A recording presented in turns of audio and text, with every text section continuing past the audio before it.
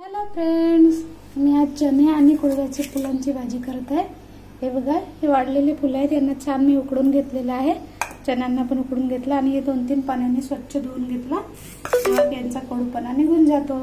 इकडे तेल तापत ठेवलेलं आहे, इकडे कांदा टमाटर कापून ठेवले। आता आपण हिला फोडणी करूया। थोडा जिरा घातलेला, मग आपण तेजपत्ता घालून घेऊया, कांदे घालूया यामध्ये।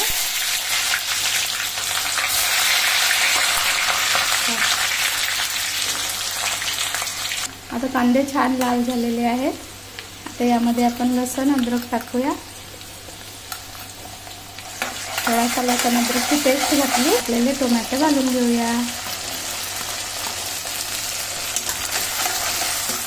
या टोमॅटो आता आपले टमाटर कांदा छान शिजलेला आहे, त्यामध्ये हळद घालूया, यामध्ये धनिया पावडर घालून घेऊया आणि तिखट घालूया।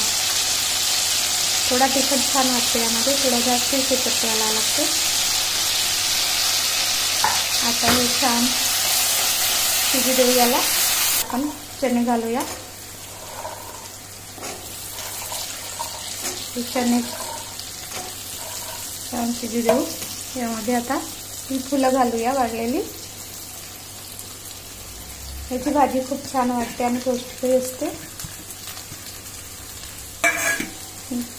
नमक मी आधीच घातलेला होता, टमाटर शिजायच्या वेळेस।